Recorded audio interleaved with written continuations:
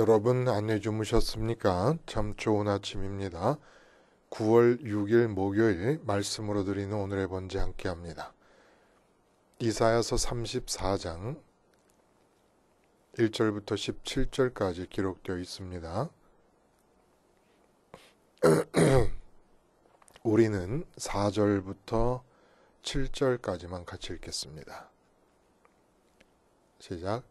하늘의 만상이 사라지고 하늘들이 두루마리 같이 말리되 그 만상의 쇠자나무 포도나무 잎이 마름 같고 무화과나무 잎이 마름 같으리라.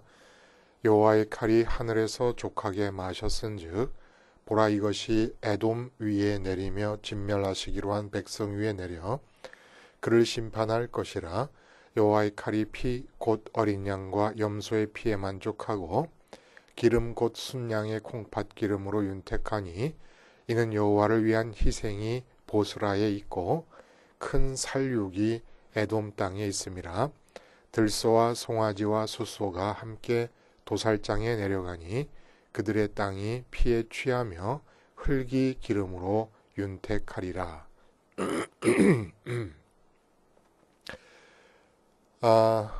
아침부터 이 말씀이 너무 살벌합니다.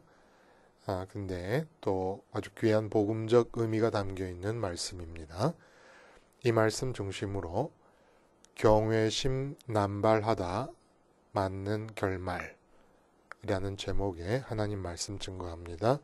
경외심 남발하다가 맞이하는 결말. 제가 잘 아는 교회 이야기입니다. 어느 날 그곳에서 섬기던 목사님께서 그만두셨다는 얘기를 듣게 돼요. 근데 시간이 한참 지났어요.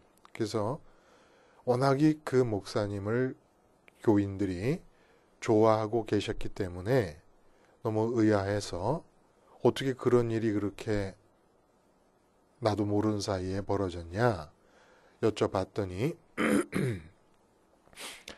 이 목사님을 교인들이 너무 좋아해서 목사님이 이상한 습관이 있었습니다. 당회가 교인 수에 비해서 굉장히 당회원 숫자가 적은 그런 당회였어요. 그리고 형식이 없습니다. 이 교회 당회는 그냥 차 마시면서 둘러앉아서 대화하는 형식으로 교회 일이 다 결정이 되는 거예요. 장로님이 세 분밖에 안 계셨으니까. 교회는 한 500명 가까운 그런 교회인데, 근데 목사님이 어떻게 당회를 이끌어 가셨냐면, 목사님 마음에 안 들면 나 그만둔다. 그 한마디만 하면 장로님 세 분이 쩔쩔매면서 목사님 뜻대로 하시라고. 그렇게 해서 목사님이 원하시는 대로 잘 교회가 이끌어졌습니다. 근데 그만두셨다는 거예요. 그래서 굉장한 일이 있는 줄 알았어요. 예? 안 그러면 그렇게 좋아하는 목사님이 그렇게 갑자기 그만둘 리가 없으니까. 근데 너무 우스운 것은 또 당회를 하는데 당회 장로님들과 생각이 다르다 보니까 목사님이 늘 하시던 대로 나 그만둔다 그러셨다는 거예요. 그랬더니 그 중에 한 분 장로님이 목사님의 그만둔다는 말씀이 떨어지자 1초도 안 돼서 받아갖고 그럼 그만두십시오. 그래서 그만두게 됐다는 겁니다. 이거 무섭죠? 예? 목사님 그만둔다라는 말씀을 남발하시다가 영 예기치 않은 결말을 부둥켜 안게 됐습니다. 우리 인생의 불행의 씨앗, 여러 가지로 얘기되고 있어요. 성경 안에서, 특히 이사야에서도. 근데 오늘 본문, 지금 계속 연관성을 갖고 이어져 가고 있는 이 오늘 본문, 앞의 장들을 염두에 두고 생각하면 모든 불행의 씨앗이 뭐라고 말할 수 있겠는가? 경외심의 남발입니다. 경외심의 남발. 여러분, 천국행과 지옥행으로 나눠질 거예요. 심판이 있게 된 뒤에. 그러면 우리가 천국행으로 가는 것이 행위 때문이 아니라 믿음 때문이라 그러지 않습니까? 마찬가지예요. 지옥행도 우리는 자꾸 어떤 행위 때문이라고 생각하는데 마음가짐 때문입니다. 행위 이전의 마음 상태 때문에 지옥을 가는 거예요. 그 지옥을 가게 되는 마음 상태가 어떤 것이냐? 바로 경외심을 남발하고 있는 마음 상태라는 겁니다. 경외심을 남발하고 있는 가운데 그 열매로 행위도 나타나는 거예요. 하나님께서 용납하기 어려운 행위도 나타나는 것이죠. 사실 말하면 믿음 때문에 천국 가지요? 믿음 때문에 지옥 갑니다. 왜 경외심을 남발하냐 하면 믿음 때문이에요. 경외심이 뭐라 그랬습니까? 공포와 마찬가지로 둘 다 두려움이 핵심 본질이에요. 그러나 경외심은 무엇인가가 없으면 두려워하는 마음입니다. 공포는 무엇인가가 있으면 두려워하는 마음이고, 그러면 무엇인가 없으면 두려워한다는 것은 어떤 마음인 거예요? 아주 무지무지하게 지독하게 좋아한다는 것입니다. 그럼 왜 좋아해요? 왜? 믿기 때문이에요. 뭘 믿어요?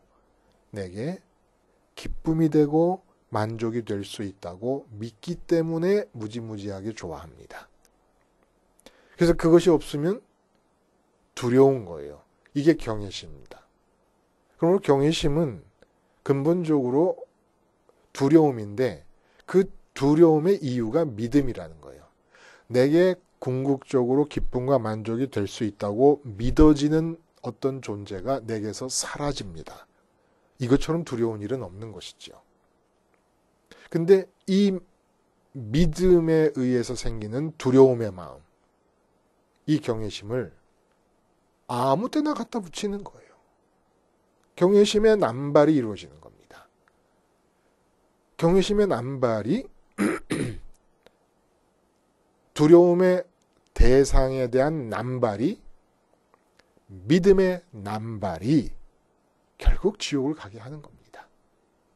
그리고 지옥만 가면 그나마 좀 괜찮겠는데 정말 큰일은 그 지옥을 앞당기게 해줍니다. 이 세상에서 사는 동안에 나로 하여금 지옥에서의 삶을 예행 연습을 하게 만들어 놓습니다. 이게 무서운 거예요. 예? 자, 오늘 본문은 그 앞에 부분, 우리가 읽지 않은 앞에 부분 1절과 4절까지 전 우주적인 하나님의 심판의 얘기가 또 나와요. 앞에서도 우리가 그런 얘기가 나왔음을 기억하지 않습니까? 24장, 25장, 26장, 23장부터 해가지고. 근데 이때는 전 우주적인 하나님 심판의 이유가 뭐였어요? 하나님 이외에 이 세상에서 다른 기쁨거리를 찾는 것. 그것이 심판의 관역이라고 그랬습니다. 또 하나님 이외에 이 세상에서 다른 안정감의 토대를 확보하려고 하는 것. 이게 또 심판의 대상이었어요. 또 26장에서는 하나님 이외에 많은 사실 중에 하나님이 살아계신다는 사실이 있는데 하나님 살아계심의 사실을 뒤로 제쳐두고 다른 사실을 현실감으로 받아들이는 것. 현실감을 느끼며 받아들이는 것. 이게 또 심판의 대상이라고 그랬어요. 근데 오늘은 앞에 33장과의 연관성 하에서 무엇이 심판의 대상이라고 지금 이사야가 얘기하냐면은 하나님 경외와 연관지어서 33장에 하나님 경외가 나오지 않았습니까? 하나님 경외와 연관지어서 경외심의 남발이 심판의 원인이 될 것이다. 근데 그 경외심의 남발이라고 하는 것이 결국은 앞에서 얘기한 기쁨이라든지 안정감의 토대라든지 현실감이라든지 다 통하는 얘기래요. 또 다른 측면으로 보여주고 있는 겁니다. 근데 오늘 본문을 우리가 이해할 때 포인트가 있어요. 어떤 포인트에 염두를 두고 이해하면은 본문이 살아있는 나에게 주시는 말씀이 될 수 있느냐. 전 우주적인 심판에 대한 예언에서 인류 중에 멸망당할 사람들이 있을 것 아닙니까? 근데 그 멸망당할 사람들 전체를 에돔이라는 나라 우리 잘 알고 있어요. 에서의 후에 야곱과 에서가 쌍둥이 형제였는데 그 에서의 자손들이 에돔입니다. 그 에돔으로 상징을 하는 거예요. 그리고 또 한 가지 포인트는 뭐냐 하면은 심판이 실제적으로 일어나는 양상이 아주 잔혹하게 묘사되고 있습니다. 하나님의 심판의 칼이 피로 배부른다 이런 식의 표현을 쓰는 거예요. 근데 그 하나님의 심판이 칼로 심판당할 자들을 죽이는 그 심판을 어떻게 비유를 하냐면 번제단에서 제사 드리기 위해서 희생 제물들 양이라든지 소라든지 뭐 이런 염소라든지 죽이지 않습니까? 그런 희생 제물들을 죽이는 상황으로 비유하고 있다는 겁니다. 이런 비유 속에 담긴 의미가 또 무엇일까? 왜 인류를 두 부류로 구분을 해서 구원받을 자와 심판 멸망받을 자를 구분하는데 심판 멸망받을 자들을 에돔으로 상징을 하고 있으며 그들을 심판하시는 하나님의 심판의 상황을 왜 번제단에서 드려지게 되기 위하여 죽임을 당하는 희생 제물들의 그 짐승들의 죽음으로 비유를 하고 있느냐. 이게 중요해요. 짐승들의 죽음으로 비유를 한다는 겁니다. 자, 왜 에돔일까요? 왜 에돔으로 상징을 하게 될까요? 다 아시는 대로 에서가 선민 나라 안에서의 한 가정의 장자권을 팥죽 한 그릇과 맞바꿔 버립니다. 이 점을 염두에 둔 것이지요. 그래서 사람은 경외심을 가질 때는 한 대상에 대해서만 가질 수가 있습니다. 경외심이라는 건. 왜냐하면 그 존재가 없으면 가장 두려운 마음이 되는 상태가 경외심이기 때문에 가장 두려워할 수 있는 대상은 하나밖에 없지 않겠어요? 근데 이 경외심은 하나님을 향해서만 갖도록 만든 거예요. 우리는 마음이 비어 있어요. 채워야 돼요. 하나님 크기로 비어 있어요. 왜냐하면 원래 인간을 창조하실 때 하나님이 들어가시기 위해서 인간을 창조하셨으니까. 그래서 하나님 크기로 비어 있는 마음을 채워야만 만족과 기쁨이 생깁니다. 그 마음을 채울 수 있는 기쁨거리와 만족거리가 없는 상태가 되는 게 제일 두려운 거예요. 그러니까 내가 내 마음을 채워서 만족과 기쁨을 얻을 수 있다고 믿는 대상이 사라질 때 어마어마한 두려움이 생기는 겁니다. 그래서 우리가 육체의 죽음을 두려워하는 게 아니라 그랬어요. 내막을 보면 육체가 죽는 게 두려운 게 아니라 내 마음 체험거리로 믿고 있는 내가 제일 좋아하는, 지독하게 좋아하는 그 대상을 육체가 있어야만 만날 수 있기 때문에 육체의 죽음을 두려워하는 겁니다. 육체를 잃으면 그것을 잃는다고 생각을 하니까. 그래서 이렇게 하나님 사이즈로 비어져 있는 내 마음을 채우기 위해서는 하나님만이 유일하게 가능한 존재이시고, 그러므로 경외심은 없으면 두려워하는 이 경외심은 하나님에게만 적용되는 것입니다. 근데 이것을 돈 경외로 바꿔버리는 겁니다. 재물 경외로 바꿔버리는 거예요. 돈이 없으면 큰일 나겠구나. 돈이 없으면 죽는다. 이게 경외심의 남발이 시작되는 거랍니다. 에서가 장자권을 남발해버립니다. 아무데나 사용해버립니다. 배고픔에 사용해서는 안 되는 것이었어요. 그래서 하나님께서 이스라엘 백성을 사막으로 끌고 가셨어요. 사막으로 끌고 가시면서 40년을 돌리신 이유가 뭡니까? 딱 한 가지 가르쳐 주신 거예요. 물이 없으면 어떻게 살아요? 먹을 떡이 없으면 어떻게 삽니까? 옷이 없이 어떻게 살아요? 고기 안 먹고 어떻게 살아요? 그런데 하나님이 가르쳐 주시는 건 뭐예요? 물이 없고 떡이 없고 밥이 없다고 두려워하지 말라는 겁니다. 없어서 두려워해야 될 것은 하나님 자신밖에 없다는 것을 가르쳐 주시는 거예요. 하나님만 계시면 물도 떡도 옷도 고기도 아무 문제가 안 된다는 겁니다. 이게 광야 훈련의 핵심 의도였다는 거예요. 근데 보통 사람들은 어떻게 살아갑니까? 이렇게 하나님이 안 계시면 두려움을 느껴야 될 이 경외심을 어디다 쓰냐? 아이고, 마실 물과 먹을 떡이 없네? 이거 큰일 났구나. 물과 떡에 대한 경외심으로 바꿔버려요. 경외심을 남발합니다. 물과 떡이 어떻게 돼? 돈이 있어야 사니까 돈에 대한 경외심으로 바꿔버립니다. 그래서 예수님께서 세례 후에 광야에서 시험을 받으시지 않습니까?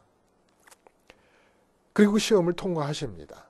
이것은 인류의 멸망받아야 될 죄가 무엇이냐? 예수님께서 이 땅에 오시지 않을 수 없었던 그 이유. 그게 죄 아닙니까? 인간을 멸절시키는 죄. 그 멸절시키는 죄가 무엇인가를 드러내 주시는 거예요. 40일 금식 뒤에 광야에서 제일 급한 게 떡 아니겠습니까?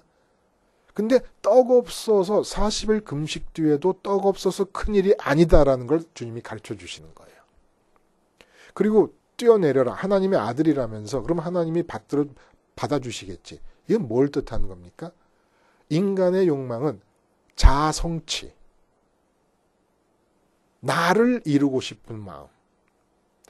내가 못난 사람이 되거나 내가 성공하지 못하거나 내가 어떻게 비치느냐. 여기에 목숨을 걸고 살아요. 결국 성공한 자아에 대한 경외심이 있어요. 성공하지 못한 자아 때문에 못 견디는 거 아닙니까? 근데 그게 중요한 게 아니라는 거예요. 나의 성공한 나의 모습이 중요한 게 아니고 하나님이 없으면 두려워해야 되는데 경외심을 남발해가지고 성공한 자의 모습이 없으면 큰일 나는 줄 아는 겁니다. 그 다음에 세상 영광을 보여주는 거예요. 세상 영광이라는 결국 가치, 세상에서 가치들을 많이 갖는 거 아니에요? 돈이라든지 권력이라든지 명예라든지 이런 가치들. 이런 것이 없으면 큰일 나는 줄 안다는 겁니다. 이게 다 멸망받을 죄악이라는 거예요.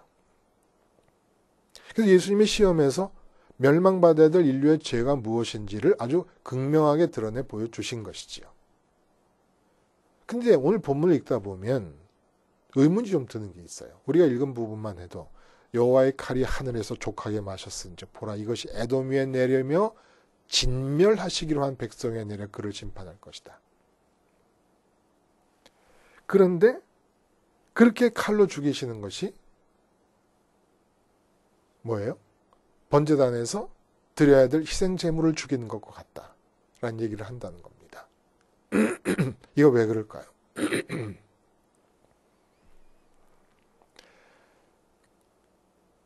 여호와 하나님 이외에 경외심이 남발될 때 쌀독을 보니까 쌀이 없어요.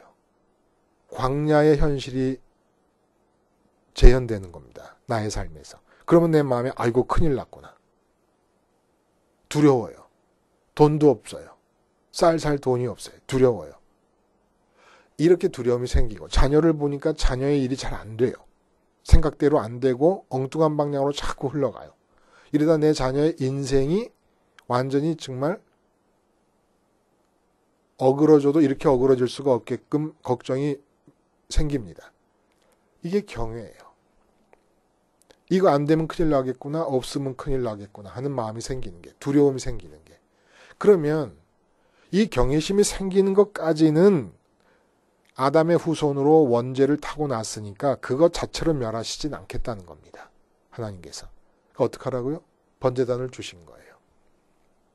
번제단을 주셔서 그렇게 하나님 이외에 내 마음이 경외심을 남발하는 아담의 체질을 받고 태어나서 하나님 이외의 것들에 대해서 없으면 두려워하는 마음이 생기면 번제단에서 경외심을 남발하고 있는 나 자신을 어린 양이 죽고 소가 죽고 염소가 죽고 할 때 내가 같이 죽는 거라고 생각하라고 번제단을 주신 겁니다.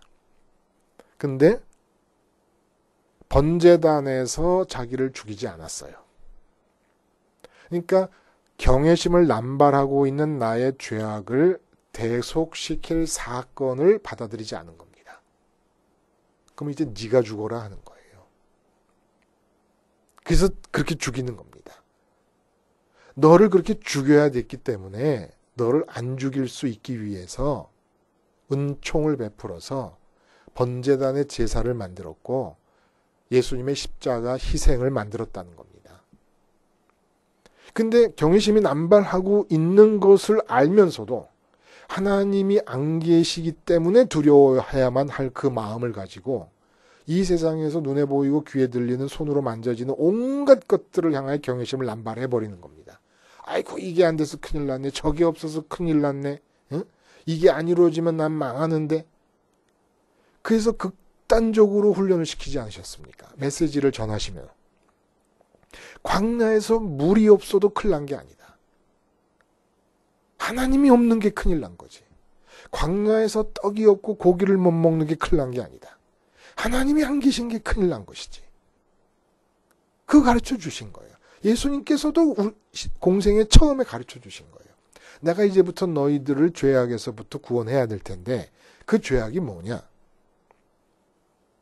40일 금식하고도 떡이 없어서 문제가 아니라 하나님이 없어서 문제인 건데 하나님의 말씀이 없는 것이 문제인 건데 너희는 금식도 안 하면서도 떡이 없어서 문제라고 살고 있으니 그것이 죄악이요. 인생을 살아가는 목적이 나를 완성하고 나를 성취하겠다고 하는 마음으로 망가진 내가 큰일이라고 생각하면서 살고 있으니 그것이 멸망할 죄다. 문제는 성공하는 너의 모습이 있어야 되는 게 아니라 하나님이 네 앞에 밝히 보이셔야 되는데 또 그 영화를 보여주고 절하라고 할 때도 마찬가지입니다. 이 세상의 가치들이 많이 모아져서 사람들이 우러러보는 영화로운 자리에 있어야 되는 것이 아니라 그것이 없어서 문제가 아니라 하나님이 없는 것이 문제인데 세상에 가치들이 없어서 문제라고 생각하고 산다는 겁니다. 그래서 이제 십자가에서 내가 죽을 거니까 너희들의 죄 때문에 하나님이 칼로 멸절시키는 심판을 내가 그 칼을 받아 죽을 테니까 다만 너희들은 그렇게 경외심이 남발하게 될 때가 되면은 나의 십자가에서의 죽음을 너의 죽음으로만 받아들여라.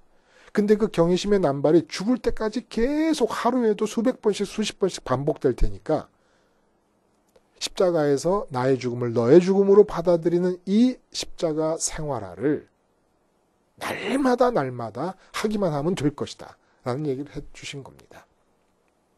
근데 염소와 양과 소 이거 모자라서 당신의 아들을 칼로 진멸시켜야 될 자들을 대신해서 죽이시면서까지 살려주시려고 했는데 생활화를 안 하는 거예요.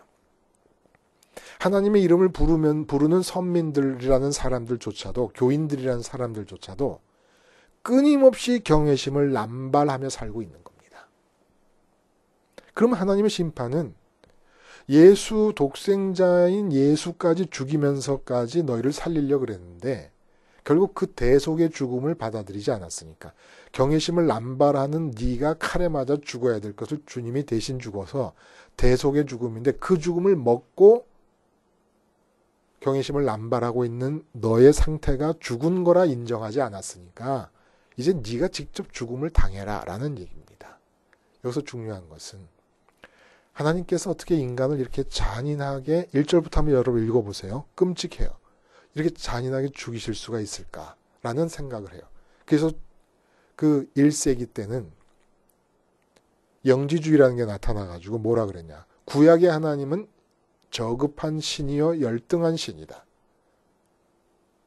진노의 신이고 심판의 신이고 물질 위주의 신이다. 오직 영지를 통해서 영적인 지식을 통해서 우리가 도달해야 될 진정한 하나님은 신약에 나오는 사랑의 하나님이고 용서의 하나님이다. 이렇게 얘기가 돼요. 너무 잔인하게 보니까. 근데 그거 아니지요. 구약의 하나님이 자비의 사랑의 하나님이시기도 합니다. 근데 하나님이 용서 못하는 게 있어요. 경외심을 남발하는 마음가짐을 묵인하며 살아가는 사람들. 이 용서가 안 되는 거예요. 왜 그럴까요? 하나님이 들어가시도록 인간을 창조하셨기 때문에 들어가실 수 있기 위해서 비어있다 그랬어요. 이 비움을 채우지 못하는 상태가 두려움입니다. 그러니까 인간은 근본적으로 하나님 없으면 두려워하는 존재인 거예요. 모든 피조물 중에 개와 고양이와 소는 하나님 없음을 두려워하지 않습니다.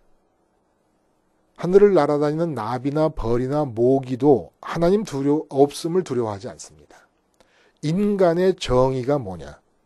하나님의 머릿속에, 하나님의 생각 속에서 인간이라는 단어가 뜻하는 의미, 인간이라는 단어의 하나님스러운 정의가 뭐냐?